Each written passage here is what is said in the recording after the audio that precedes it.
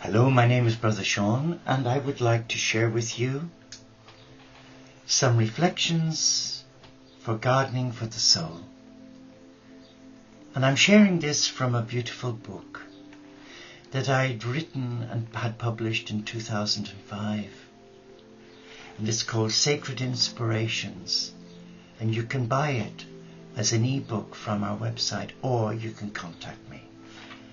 It's a trip down memory lane for me, because I've just been clearing out and sorting out some of the books that hopefully we can sell on Amazon, which are just gathering dust here. And Reflections for Gardening for the Soul begins. As with the seasons, our spirits undergo many changes before it unfolds as a flower of exquisite beauty in the presence of our God Goddess. Soul gardening is about discerning what sacred tools we can use to boost our conversations with the divine. Here is my spirit to use benefit the divine landscape for others to embrace you. Connecting with our angels in nature's sacred landscapes opens the door to divine connectedness. Silence is the sister of the divine. We are called to this silence where beauty can entrap us forevermore. Not beautiful. Knowing who we are is knowing who you are, and knowing that we are one.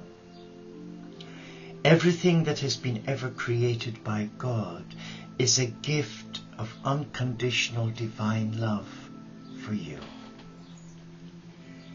Taste and see that the fruits of spirit are within your grasp. Open your arms to receive them. Learning to embrace the divine within ourselves is opening our hearts to eternal love. When I breathe air into my lungs, I am breathing in the air of the angelic realms. Seasons come and seasons go, but the love of our divine God remains unchangeable and is forever steadfast in our tomorrows.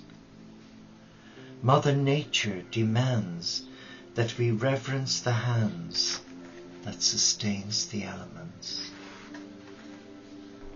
Opening up to love, we are in fact embracing the divine in and around our sacred space. When we respect the earth and her treasures, we are reverencing the supreme divinity within our etheric being.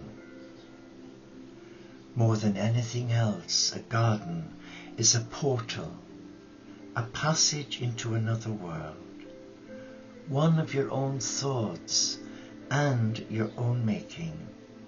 It is whatever you want it to be, and you are what you want it to be, and that's by William Longwood. Everything that slows us down and forces patience, everything that sets us back into the slow cycle of nature is a help. Gardening is an instrument of grace. Mary Sarton. There is life in the ground. It goes into seeds, and it also goes into the man who stirs it. By Charles Dudley Warner. And Mary Webb says, green is the fresh emblem of well-founded hopes. In blue the spirit can wander, but in green it can rest. For everything there is a season, and a time for every purpose under heaven. A time to be born and a time to die. A time to plant and a time to pick up that which is planted. That's from the book of Ecclesiastes in the Old Testament. And John Greenleaf Whittier says, nature speaks in symbols and in signs. The power that makes grass grow, fruit ripen, and guides the bird in flight is in us all. And that's by Anzia Yezikaya. The tree which fills the arms grew from the tiniest sprout. The journey of 1,000 miles commenced with a single step. Lei Su. The garden and I have a relationship which means that the longer it goes on, the more I surround myself with the mental space and, should I want it, self-discovery. And that's from Mirabel Osler. But Thomas Merton says, if you love truth, be a lover of silence. Silence, like the sunlight, will illuminate you in God. Beautiful. Whatever peace I know rests in the natural world, in feeling myself a part of it, even in a small way. And that's by Mary Sarton again. A wise man should consider that health is the greatest of human blessings, and learn how, by his own thoughts, to derive benefit from his illness. Hippocrates. And Daitu Koshushi says, inside the sacred fence before which I bow, there must be a pond filled with clear water. As my mind moon becomes bright, I see its shadow reflected in the water. And here I've said, two silken moon strands arc at the still water's edge, earthbound, souls aloft. I don't remember writing that, but there you go. The oldest men say the earth only endures, you spoke. Truly you are right. Siu, the earth only endures, that our earth mother may wear a fourfold green robe, full of moss, full of flowers, full of pollen, that the land may be thus. I have made you into living beings. That's a Zuni prayer. Into my face a miracle, O orchid breaths, and with the smell I know how such things can be. I breathe my soul back to me, by Edna St. Vincent Millay. And Lei Su says, thus it is that the Teo produces all things, nourishes them, brings them to their full growth, nurses them, completes them, matures them, maintains them, shelters them. And William Butler Yeats says, I see my life go drifting like a river, from change to change. I have seen many things, a green drop in the surge, a gleam of light upon a sword, a fir tree on a hill. And in Genesis it says, and God said, let the earth bring forth grass, the herb yielding seed, and the fruit tree yielding fruit after his kind, whose seed was in itself after his kind. And God saw all that was good. And Elizabeth Barrett Browning says, earth's crammed with heaven, and every common bush afire with God. And Lillian Smith says, no journey carries on far unless, as it extends into the world around us, it gives us equal distance into the world within. And Countess von Arnhem says, it is not graceful and it makes one hot, but it is a blessed sort of work. And if Eve had a spade in paradise and known what to do with it, we should not have had all that sad business of the apple. And Rachel Garson says, those who contemplate the beauty of the earth find reserves of strength that will endure as long as life lasts. And Chief Seattle says, all things are connected. Whatever befalls the earth befalls the sons of the earth. And Henry David Thoreau says, I have a great faith in a seed.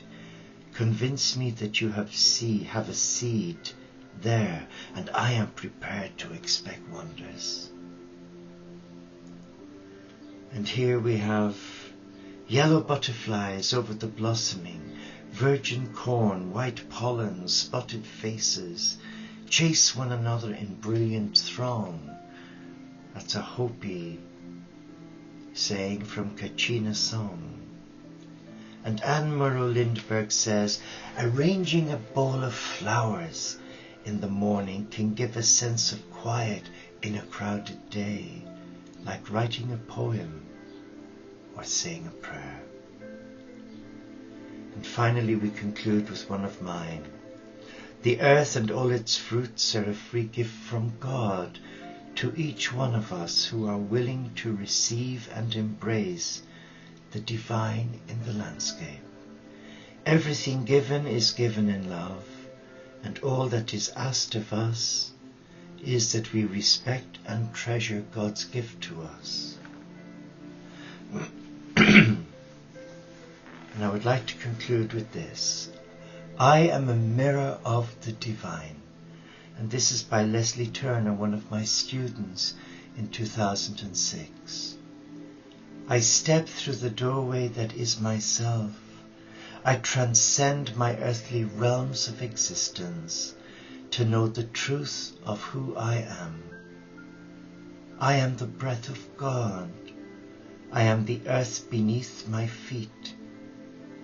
I am the wind and the trees. I am heaven on earth.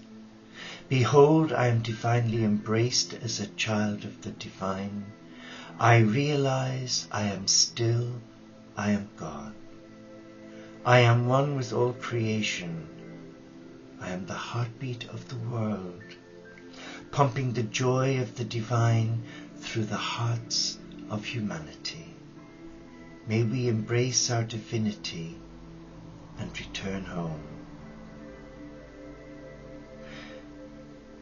And I'm tempted to read one of Patricia Downcoat-Robles because it's lovely. No matter how awe-inspired we are by the miraculous changes we see taking place all around us, we are perceiving a mere fraction of what is actually occurring. We are awakening to the truth that we are multi-dimensional beings, and we are beginning to get a glimpse of the other realities we abide in.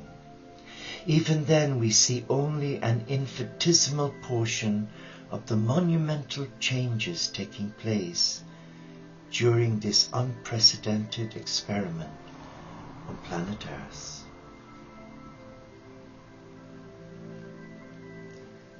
And I'm going to conclude with a message from Saint-Germain.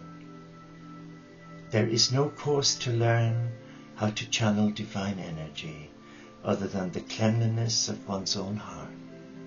So perhaps as much as we should consider everything, then balance and perfection will be within our reach. And that was taken from this beautiful little book, written all those years ago. And that's given me a kick in my step today, because I was feeling a little bit bewildered and confused earlier on. But going back in time, well, I hope it's helped you. Have a beautiful day, but enjoy your garden.